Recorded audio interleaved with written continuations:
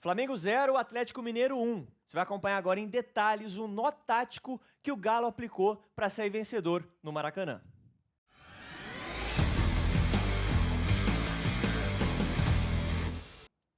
Uma atuação espetacular do Atlético Mineiro e a gente está aqui para trazer para você em detalhes o porquê que o Galo aplicou um nó tático no Flamengo e conseguiu sair vencedor desse primeiro jogo das oitavas de final da Copa do Brasil. Eu sou o Matheus Santana, estou aqui com o Vicenzo Dalicani para a gente detalhar aqui para o torcedor, então, o que aconteceu, Vicenzo, de tão legal nessa partida. Mais uma, né? Em sequência, a gente teve Flamengo e Galo pelo Campeonato Brasileiro. O Galo jogou bem, não conseguiu vencer, teve um cenário interessante. Agora, contra o mesmo adversário, no mesmo local, um cenário muito mais favorável, sai com uma vantagem muito importante. Jogou bem naquela partida porque conseguiu limitar o Flamengo, conseguiu segurar o Flamengo, se postou muito bem defensivamente e conseguiu ter chance. O Rony perde uma claríssima sem goleiro, né? Nesse jogo, mesmo esquema, jogadores também quase sem mudanças na equipe do Galo e um Galo que consegue segurar o Flamengo num bloco baixo muito bem feito e com mecanismo, com conteúdo, né? Não foi só uma retranca, foi uma retranca com capacidade também de variar e se adaptar ao que o Flamengo impunha, mas também com capacidade no jogo longo para conseguir dessa maneira criar chances de gol e numa pressão muito bem feita, que não foi tanto a tônica da partida, o Galo consegue fazer o gol com o Tomás Coelho. Então, é muito interessante, é um jogo taticamente cheio de detalhe. A gente vai explorar o lado do Flamengo, principalmente o lado do Galo, para trazer a análise mais completa que você vai ver sobre Atlético Mineiro e Flamengo. Flamengo e Atlético Mineiro, 1-0 para o Galão. É um jogo muito rico, a análise está bem legal. Antes da gente aprofundar na análise, pedir para o torcedor do Atlético Mineiro, que está aqui navegando no nosso canal, torcedor do Flamengo também, chegar aqui com a gente, né, se inscrever no nosso canal, dar aquele apoio, porque para nós é muito importante contar com a sua inscrição, com a sua curtida, com o seu compartilhamento. Fala aqui pra gente a tua opinião também e navega nas playlists, tanto do Atlético Mineiro quanto do Flamengo, que tem um conteúdo espetacular aí para você maratonar as melhores análises que você vai ver na internet. Se quiser ser um membro também, apoiar o nosso projeto ou fazer um Pix solidário nesse cantinho da tela, fica à vontade, porque para nós é muito importante contar com qualquer tipo de ajuda para manter o nosso projeto, Vitinhas. Vamos para análise? Isso, vamos nessa, vamos começar a entender esse jogo que tinha estruturas claríssimas dentro do gramado. Varela, Ortiz, Pereira e Vinha, 4 jogadores na construção do Flamengo, com Alan e Everton Araújo, os 2 volantes. É o que o Flamengo tem feito, fez contra o Santos, fez contra o Bragantino, fez novamente contra o Atlético Mineiro nas 2 oportunidades. É assim que o Flamengo tem construído jogadas. O Luiz Araújo, nessa ocasião, jogou pela esquerda, não como um ponta, mas como um meia esquerda. Do outro lado, o Flamengo também teve a oportunidade de ter o Matheus Gonçalves, né? Um jogador que ganha espaço depois da saída do Gerson, que vai fazer uma função muito parecida com o que fazia o Gerson. Esse meia direita, não ponta, um meia direita para jogar por dentro. E a dupla Plata e Pedro, 2 centroavantes, 2 jogadores, 2 atacantes para atacar a última linha do Atlético Mineiro. Essa era a estrutura. E o Galo marcava de um jeito muito interessante também e até ousado do Cuca, né? O Galo tinha uma linha com 5 com Gabriel Menino, Renzo Saravia, Lianco, também o Júnior Alonso. E pelo lado esquerdo fechava o... Agora me foge na cabeça... O Scarpa, obviamente, o Scarpa. E aí, do outro lado, o Rony, né? Na ponta direita, Alan Franco e Igor Gomes e o Coelho, que está aqui com o Hulk fazendo esse pêndulo entre os dois zagueiros. Na última linha, o Coelho fechava o Varela, os 2 volantes encaixavam nos volantes do Flamengo, Igor Gomes e Alan Franco encaixavam o Alan e Everton Araújo, e o Rony fechava a subida do Vinha. O Hulk ficava dividido entre subir no Léo Pereira ou subir no Léo Ortiz. Isso é interessante porque há um mecanismo para que o Hulk não precise fazer essa pressão sozinho. O Igor Gomes mapeia e entende que o Alan Franco vai fechar o Everton Araújo e que o Hulk vai descer para fechar o Alan. E aí ele pode subir. Esse mecanismo, essa rotação de jogadores que vai acontecer, permite com que o Igor Gomes suba, salte a linha de pressão e não deixe o Everton Araújo, o cara que ele está marcando, em condição de jogar livre de marcação. A bola vai ficar, ele vai sinalizar para o Alan Franco, vem, para pegar o Everton Araújo, o Hulk vai fechar o Alan, vai ocorrer essa rotação, o Igor Gomes vai subir e saltar essa pressão para tirar o Léo Ortiz do jogo. Agora, o Rony se posiciona para atacar também o Léo Pereira, quando o Léo Ortiz engatilha o passe. Só que o Léo Ortiz é embaçado. Ele é inteligente demais, ele é qualificado demais, ele nota que o Rony salta, já dá uma virada no Vinha nesse momento. Esse primeiro lance para mostrar as estruturas das equipes, para mostrar como os times estavam organizados dentro do gramado e um Galo muito bem fechado num bloco baixo para o Flamengo, que tinha um time com posse de bola, é verdade, e um time que mantém a estrutura dos últimos jogos. Olha que interessante. Mostra o alto nível da partida, né, Vitinho? Muita Porque você coisa. tem uma sincronia que você destacou aqui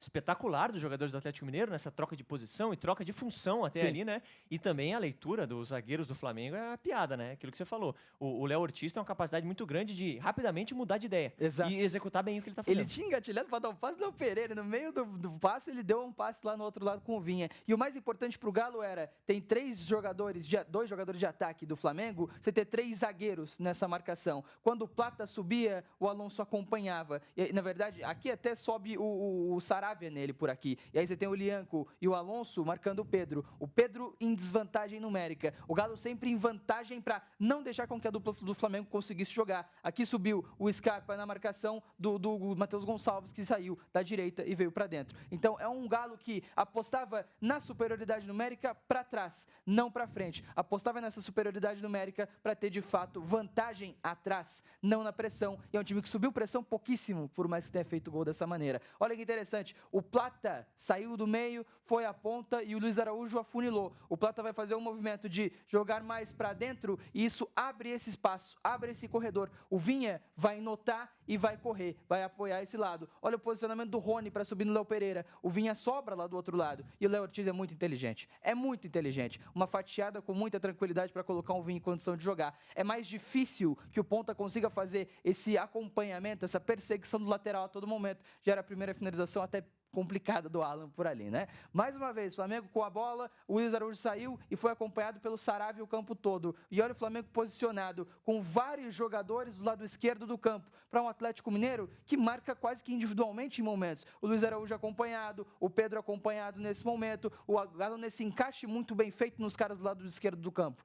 Ela vai jogar para o lado direito, olha a posição do Pedro. O Pedro sai da esquerda e vem ao meio. Ele vai fazer uma movimentação de fazer o gato para o meio e atacar as costas da zaga do Galo. E é um dos únicos momentos em que ele está no 1 contra 1 por aqui. Porque o Plata não está até nem envolvido por aqui, é o Luiz Araújo. O Plata saiu, puxou a marcação e o Luiz Araújo está sendo marcado por 2. Então o Pedro teve essa ocasião, teve esse momento de conseguir estar no 1 contra 1. O Flamengo com 4 na armação da jogada, 2 jogadores de volantes, o Plata por fora como um armador. O Matheus Gonçalves está até aberto no campo. E aí você vê os 2 jogadores de ataque do Flamengo. Esse lançamento, de novo com o Léo Ortiz, vai ser muito bom. A movimentação do Pedro é melhor ainda para atacar. A última linha, Léo Ortiz nota essa movimentação perfeita, consegue um lançamento espetacular para colocar o Pedro na cara do gol, mas ele não consegue dominar. É um Galo muito bem postado defensivamente e é um Flamengo que tinha na bola longa o seu caminho. Tinha na bola longa o que mais conseguia fazer, o que mais conseguia encontrar. Limitado, mas de fato ainda assim conseguindo ter qualidade para encontrar essa bola longa, né? Cara, e chama muita atenção na análise aqui como o detalhe num jogo de alto nível faz toda a diferença, né? Você mostrou a movimentação do Plata, Luiz Araújo por dentro, Sim. o Atlético Mineiro até bem postado e lidando bem com isso. De repente, uma movimentação rápida faz com que o Léo Ortiz, com toda a capacidade que tem, encontre um passe e gere uma situação. Cara, é coisa de fração de segundo. Exatamente. De atenção de detalhe, assim, é muito rápido, sabe? Então mostra, de novo, bato na tecla, né? Um jogo muito rico taticamente, mas no detalhe, completamente. E os caras mais importantes na criação do Flamengo não foram os meias, né? O Matheus Gonçalves e o Luiz Araújo. Foram os zagueiros. Foram Léo Pereira e Léo Ortiz. E olha esse lance. O Pedro vai dar o gato de novo. Ele vai fingir que vai pro fundo e aí vai voltar. Olha o gato que ele faz. E o Léo Pereira consegue encontrar esse passe muito bem para ele atuar nas costas dos volantes. Porque os 2 volantes do Galo vão apertar os 2 volantes do Flamengo. Eles estão muito próximos sempre do Alan e do Everton Araújo. Não fazendo uma frente de zaga, mas trabalhando como jogadores que pressionam também. Isso abre esse espaço na entrada da grande área e o Pedro dá um gato para se livrar do Lianco e consegue trabalhar bem. Até a recomposição é muito boa, mas gera o espaço necessário para que a jogada aconteça. O Varela vai aproveitar o espaço que abriu o Matheus Gonçalves, que veio por dentro, e vai atacar a última linha. E aí o Matheus Gonçalves, com esse espaço, consegue dar sequência no lance, consegue encontrar o Pedro livre na entrada da grande área, ele bate uma vez, bate 2, a zaga chega para cortar. Então até quando o Flamengo encontra vantagem, o Galo consegue cortar na última linha, consegue cortar no último momento. Olha que interessante essa jogada. O Varela sinaliza para o Matheus Gonçalves, calma, agora vai, que ele vai fazer o Matheus abrir, para o Varela afunilar, para o Varela se tornar o meio-campista, o meia-direita do Flamengo. O Léo Ortiz, de novo na bola longa, vai levantar a cabeça e vai encontrar o Matheus Gonçalves, que atacou a última linha do Atlético Mineiro, marcado pelo Coelho. E o que é interessante, o Coelho marcava o Varela. O Varela arrastou o Coelho. O Scarpa, que já estava mais para dentro, porque estava marcando o Matheus Gonçalves, encaixou no Varela e o Coelho teve que fazer todo o caminho para acompanhar o Matheus Gonçalves, que estava lá na ponta. Essa movimentação do Flamengo dificulta a marcação do Atlético Mineiro. E aí o Coelho fica num contra um contra o Matheus Gonçalves, que é um jogador que dribla bem, que é um jogador com mais qualidade. E o Coelho é um atacante de origem, apesar de marcar muito bem. É o lance que gera essa bola na trave. Seria um golaço do Everton Araújo de perna esquerda, mas ainda assim é uma movimentação que funciona e funciona muito bem e que vai acontecer de novo. Só que tem que ser coordenado. É o mesmo lance ou não é, Vitinho? Parece, né? Parece o mesmo lance, mas tem que ser coordenado. Não dá para só o Matheus Gonçalves vir e o Varela aí e não ter coordenação, não. O Varela faz o sinal.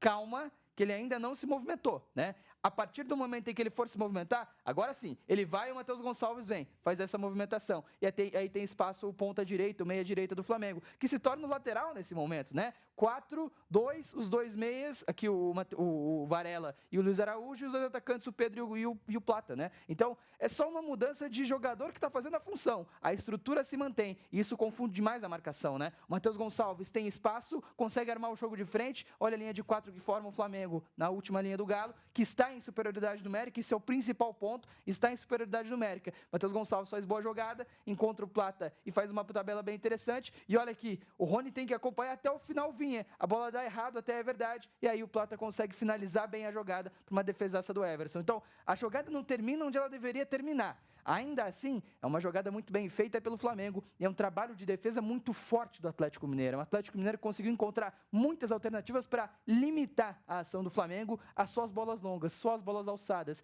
E deu certo em determinada medida, porque não dá para tirar todas. Não dá para você inibir todas as jogadas do adversário, principalmente o adversário de muita qualidade, que é o Flamengo, né? Me chamou a atenção, Vitinho, na análise aqui, como os pontas do Atlético Mineiro trabalharam bem defensivamente. Bastante. Né? Você citou o Coelho, citou o Rony de novo ali descendo, e o Atlético Mineiro, para ter superioridade, né, por conta dessa movimentação toda do Flamengo, que é de altíssimo nível, tem que também mover suas peças ali, contar com essa recomposição, que é fundamental, né? Sim, pro Atlético Mineiro ter essa superioridade, como a gente já citou. E até interessante pelo lado do Flamengo, né?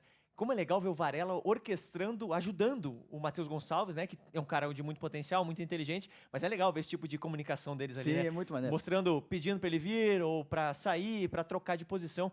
É um cara que jogou Premier League, jogou no Manchester United, né? Seleção uruguaia. Exatamente. Enfim, é um cara que tem muita qualidade, acho que até meio subestimado em alguns momentos, viu, Vitinho? Pois é, se não fosse a grande alta do Wesley, acho que o Varela teria um pouco mais de gosto pelo torcedor do Flamengo, né? Mas se tornou um reserva e é muito bom jogador. O Galo, ofensivamente, trabalhou da mesma maneira que o Flamengo. Não com tanta movimentação, não com tanta posse de bola, mas da mesma maneira no sentido primordial.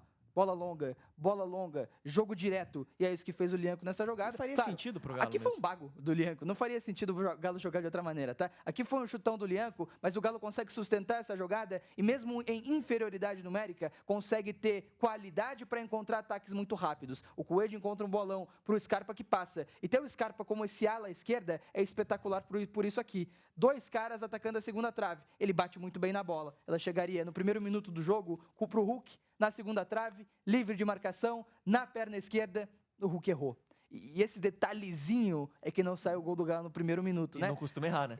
Não costuma, exatamente. Então a jogada toda foi perfeita. É um Galo que estava muito preparado desde o início, desde o primeiro minuto de partida. Essa jogada é com menos de 2 minutos de jogo, né? E é muito interessante como, dentro da sua estrutura, o Galo conseguiu jogar e jogar bem. Aqui uma pressão pós-perda, o lateral é batido, o Flamengo rouba, o Galo pressiona pós-perda e ganha muito bem a jogada. E com menos homens, em inferioridade numérica, o Galo vai conseguir ter uma jogada muito interessante de ataque. Vai atacar com 7 jogadores. Porque não tem por que trazer todo mundo. Não tem por que os zagueiros, por exemplo, atacarem tanto o Alonso, o Lianco, o Saravia. Não tem por que os caras apoiarem tanto esse ataque. E aí eu vou até marcar para você, o Flamengo marca com 9, só o Pedro não está envolvido na defesa e o Galo ataca com 7 jogadores. A batida de fora da área, o Rossi faz a defesa. Então, inferioridade numérica no ataque e um jogo muito direto. Ainda assim, o Galo teve muitas chances de fazer gol contra o Flamengo, né? Essa jogada é muito interessante. E a gente falava muito do Pedro ao longo desses últimos meses, né? O Pedro não pressiona, o Pedro não pressiona, o Pedro não pressiona. É complicado, porque ele é um jogador mais lento, é natural, é da característica dele. Só que essa jogada é um tiro de meta. O Lianco, na verdade o Lianco tá lá, aqui é o Alonso, né? O Pedro tem que subir no Everson, o Plata tem que subir no Alonso, e aqui o Matheus Gonçalves vai subir no Gustavo Scarpa, certo? Isso são as funções dos jogadores de ataque do Flamengo na jogada.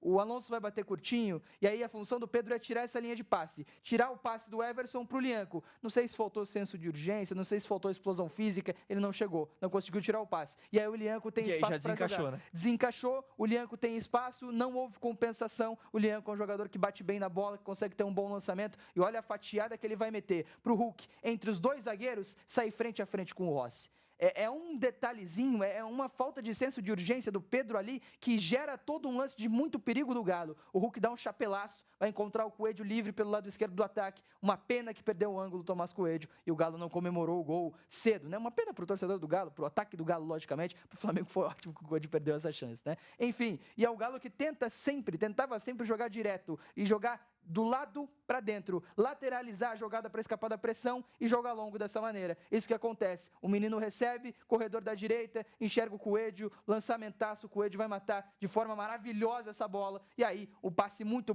bom para encontrar o Igor Gomes em boa condição. Livre, frente a frente, perde ângulo, é verdade, mais uma finalização por fora, né? Esse lance é muito legal, tá? E o jogo de câmera aqui foi perfeito da transmissão da TV. Olha a expressão do Coelho, cara, ó, vai, dá. E aí o Lianco apontando, calma. E aí ele vai dar mesmo, ele vai dar o lançamento. É muito maneiro que isso aconteceu, tá? Ele dá o lançamento onde o Coelho pediu. O Coelho lançado, mata muito bem a bola, olha a movimentação do Hulk. Lá de trás ele ataca a segunda trave, fica livre na jogada. O cruzamento é muito bom, o Hulk não consegue cabecear. E aí, o gestor das câmeras ali ganhou um aumento, viu, Vitinho? Foi muito bem. E no tiro de meta desse lance, a gente vai começar a falar do que gera o gol pro Atlético Mineiro, que é a pressão na saída de bola, no tiro de meta do Flamengo, que não aconteceu tanto no jogo assim, tá? O que acontece? Você vai destacar a pressão do Atlético Mineiro, na saída de bola, e aí não tem como não comparar com aquele lance do Pedro, né? Não tem. Da pressão do Flamengo que não funcionou, né? Exatamente. Exemplo, o Rony faz o que o Pedro devia fazer aqui. O Rony tá tirando a linha de passe do Rossi pro Léo Ortiz. Ele faz esse movimento de fazer a volta para tirar a linha de passe. E aí o que acontece? O Galo não fez isso o jogo todo. Eu vou mostrar, mas isso aqui foi raríssimo ao longo do jogo. Em uma, o Galo subiu 2 vezes, tá? Eu vi os tiros de meta, vi todas as saídas do Flamengo. O Galo fez isso 2 vezes ao longo de todo o jogo. Numa saiu o gol, numa saiu uma chance perigosa. Impressionante. O Rony sobe, pressiona o Rossi, que vai encontrar o Léo Pereira. Você vai ver que os jogadores do Atlético Mineiro, o Igor Gomes e o Coelho, os dois enxergam que esse passe vem aqui. E os dois partem. E o Léo Ortiz não conseguiu chegar na bola. O passe do Léo Pereira é meio preguiçoso também. E aí o Coelho consegue roubar e fazer o gol. Tá? 2 jogadores enxergaram, o Coelho pressionou e roubou. Primeiro lance do jogo. Esse tiro de meta que gerou o gol do Galo foi o primeiro tiro de meta do Flamengo no segundo tempo. Tá? Primeiro tiro de meta no segundo tempo. Esse aqui foi o primeiro do jogo. E o Galo em cima também, marcando nessa linha com 4 e o mais 1, que é o Hulk. O Flamengo tentou sair, o Hulk roubou e acabou perdendo a bola para o Léo Pereira. Mas o primeiro do primeiro tempo e o primeiro tiro de meta do segundo tempo, ambos geraram roubadas de bola para o Galo. Mas o Galo não fez isso ao longo de todo o jogo, tá? Exemplo de um tiro de meta ali aos 40 minutos do primeiro tempo. Olha a linha do Galo. Baixíssima, muito espaço, muita tranquilidade, ninguém faz pressão de pressionar, menção de pressionar. De novo, aqui um tiro de meta, todo mundo de costas. Ninguém faz nem menção de pressionar. Outro comportamento mesmo. Completamente outro comportamento. Então, para mostrar que essa questão do tiro de meta e da pressão do tiro de meta não foi um padrão ao longo do jogo, mas foi um padrão nos primeiros tiros de meta de ambos os tempos. E aí isso é interessante, né? O Flamengo vai fazer mudanças, o Flamengo vai colocar todas as contratações no campo, entra o Saul, entra o Samulino, entra o Emerson Royal, e o que mais me chamou a atenção foi o Samulino. A gente fez o vídeo sobre ele, a gente trouxe detalhes sobre a contratação dele. Ele é um jogador que tem 1 contra 1 diferente demais no futebol brasileiro. Ele já mostra isso nos seus primeiros minutos pelo Flamengo. Aqui a bola para a esquerda e o cruzamento que gera uma chance para o Flamengo. Mais uma vez, finge o cruzamento, passa fácil pelo Júnior Santos, consegue encontrar um passe de quebra de linha. Essa aqui de novo. finta dele é espetacular. É embaçado, cara. Ele frente a frente, num contra um corte para a direita e um cruzamento na segunda trave que vai gerar uma bola na trave do Emerson Royal. Essa jogada é espetacular. Frente a frente, um corte, deixa o Lianco na saudade, um tapa de chapa para uma defesa espetacular do Everson. É o mesmo gesto, né? É o mesmo Daquela gesto. outra que ele estava um pouco mais para trás e fez o corte, né? Exatamente. Então, foi um jogo taticamente muito bom. Foi um jogo com muitos ingredientes, as estreias dos jogadores do Flamengo, mas o principal destaque é o nó tático que o Atlético Mineiro deu nesse bloco baixo do 5-4-1, com um mecanismo muito interessante para causar salto de linha de pressão e incomodar os jogadores do Flamengo. O Galo limitou o Flamengo à bola longa, que dentro disso conseguiu sim encontrar chances não tão claras assim e foi perfeito em lateralizar e jogar longo para aproveitar as chances. Em uma estocada, em uma chegada, um salto de pressão no tiro de meta, o Coelho rouba a bola e faz o gol. Mata-mata é isso. Mata-mata é o mínimo, é o detalhe que dá a vantagem. E é o Galo que aproveitou muito bem esse detalhe e não deixou com que o Flamengo aproveitasse também. Atuação taticamente espetacular. É o jogo mais bonito do universo? Nem de longe, tá? Nem de longe. Mas é taticamente espetacular, é uma vitória muito justa do Atlético Mineiro, é uma vantagem muito boa para resolver em casa, né? Não foi um entretenimento gigantesco, né? Um jogo que é 1-0, né, Vitinhas? Mas a gente traz aqui a parte tática que foi muito rica, né? Como você já trouxe pra gente. E a gente vai estar na cobertura aqui também do jogo de volta, né? E a gente espera que seja um jogo tão rico quanto foi essa partida no Maracanã. E tá completamente aberto, né, Vitinhas? Exatamente. Tanto o Atlético Mineiro, ó, lógico que jogando em casa pode confirmar essa vantagem, o Flamengo tem todas as condições de ir lá também e devolver essa vitória, né? Mas para você, torcedor do Flamengo, torcedor do Atlético Mineiro, tá chegando aqui pela primeira vez, cara, esse tipo de análise é carro-chefe aqui no nosso canal. Então se inscreve aí, dá essa moral pra gente, pra você não perder nada. Temos uma playlist com todas as análises do Flamengo e do Atlético Mineiro para você maratonar. Análise de reforços, jogadores que são destaque, quais suas funções, como atuam e também análise de partidas, como você acompanhou aqui nesse vídeo. Peço a você que se inscreva no nosso canal, muito importante contar com seu apoio, compartilha, curte esse vídeo e também comenta aqui a sua opinião. E se você quiser ser um membro do nosso canal, apoiar um projeto independente, para nós é muito importante contar com seu apoio. Tem um Pix aqui nesse cantinho para você também fazer uma doação voluntária para ajudar o nosso projeto que está chegando cada vez mais longe. Batemos 50 mil inscritos graças ao apoio de vocês. Eu espero vocês no próximo vídeo. Um grande abraço.